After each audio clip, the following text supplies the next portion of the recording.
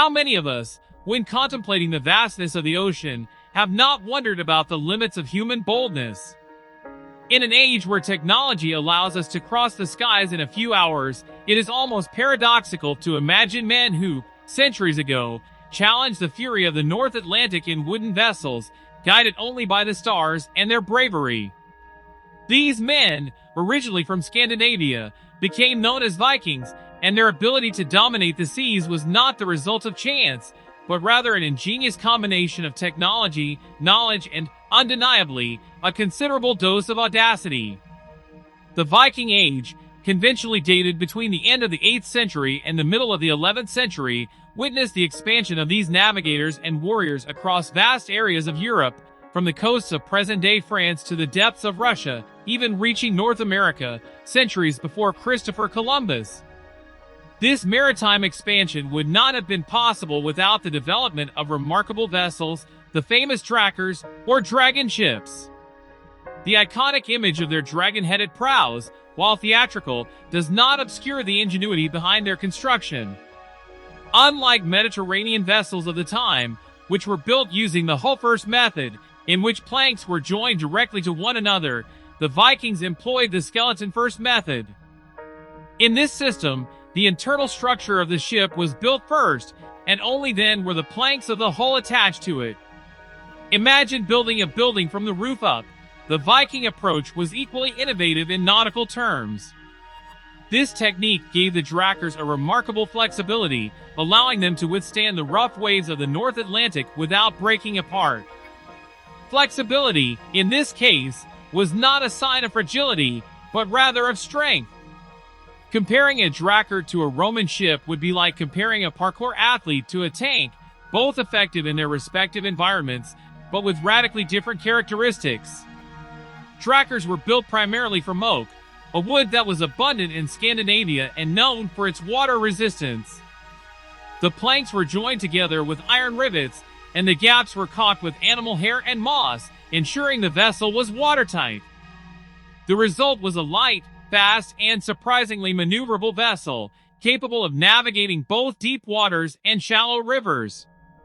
This versatility was crucial for the Vikings, who used their ships for both raiding and trading expeditions and for exploring new territories.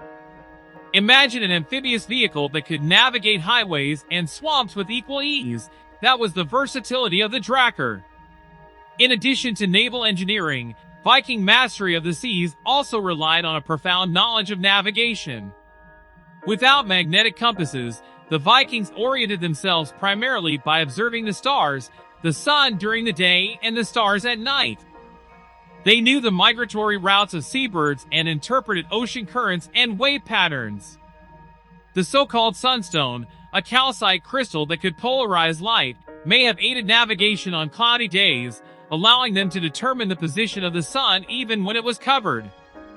The accuracy of their navigation methods is attested to by their transatlantic voyages to Greenland and North America, a remarkable feat for the time. Navigating without a GPS was as natural to them as using a map app is to us. Viking society was intrinsically linked to the sea. Fishing was an important source of food, and maritime trade drove the economy. Viking chiefs were often buried in their ships, symbolizing the importance of the vessel not only as a means of transportation but also as a symbol of status and power. The image of a Viking warrior being buried in his drakkar, with his belongings and weapons, evokes a scene of solemn and imposing farewell, almost like a final embarkation to Valhalla, the warrior's paradise in Norse mythology. Despite their reputation as ruthless warriors, the Vikings were also excellent traders. Their trade routes stretched across Europe, connecting north to south, east to west. They exchanged furs, amber, wood and iron for silver, fabrics, spices and other exotic goods.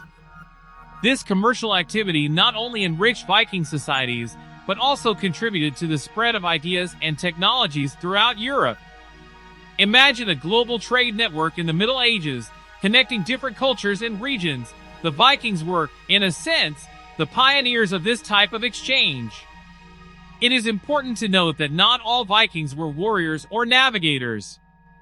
Viking society was made up of farmers, craftsmen, blacksmiths, and other professionals who played important roles in the trade essential to the community. The stereotypical image of the Viking as a bloodthirsty barbarian obscures the complexity of their culture and society. To compare Viking society to a mere band of raiders would be like judging a symphony orchestra by the sound of a single out-of-tune instrument. The Vikings' legacy of domination of the seas is undeniable.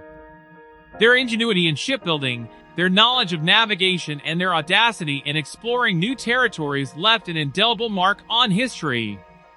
They not only dominated the seas of their time, but also paved the way for future exploration and discovery. Viking influence can be seen in many areas, from the English language, which incorporated several words of Norse origin, to popular culture, which continues to be fascinated by their sagas and myths. In conclusion, Viking domination of the seas was not an isolated phenomenon, but rather the result of a combination of factors: innovative naval technology, profound knowledge of navigation, a society intrinsically linked to the sea, and, above all, unparalleled courage. They were not just warriors, they were explorers, traders, craftsmen, and, above all, exceptional navigators. As we contemplate the vastness of the ocean, we can remember the Vikings and their boldness in pushing their limits, remembering that, even without the technology we have today, human ingenuity, when combined with courage, can achieve remarkable feats. The story of the Vikings teaches us that sometimes, to reach new horizons, we simply need to set sail and sail into the unknown. And perhaps the greatest irony is that, in seeking new lands, they ended up leaving us a vast ocean of stories. If this exploration of Viking nautical skills has piqued your curiosity and inspired you to explore other seas of historical knowledge, consider liking this video and subscribing to the channel. That way, you won't miss out on future expeditions in search of new stories and discoveries.